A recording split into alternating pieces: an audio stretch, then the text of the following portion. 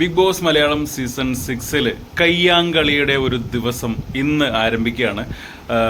ഇന്നാണ് നമ്മുടെ പവർ ടീമും അതേപോലെ തന്നെ ജിൻഡോയുടെ ടീമും തമ്മിലുള്ള അടുത്ത ആഴ്ചയിലെ പവർ ടീമിന് വേണ്ടിയുള്ള മത്സരം നടക്കുന്നത്.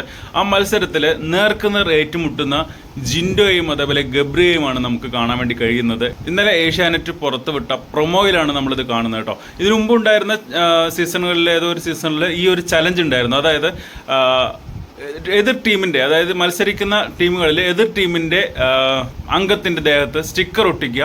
ബസർ അടിക്കുന്ന സമയത്ത് ഏത് അംഗത്തിൻ്റെ ദേഹത്താണോ സ്റ്റിക്കർ ഉള്ളത് അവർ പുറത്താകും. അങ്ങനെയാണ് ആ ഗെയിം.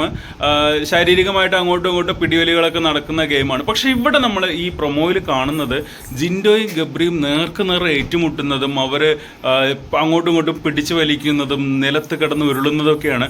ബാക്കിയുള്ള കുടുംബാംഗങ്ങളെല്ലാവരും കൂടി വന്ന് അവരെ പിടിച്ചെഴുന്നേൽപ്പിക്കാനൊക്കെ ശ്രമിക്കുന്നുണ്ട്.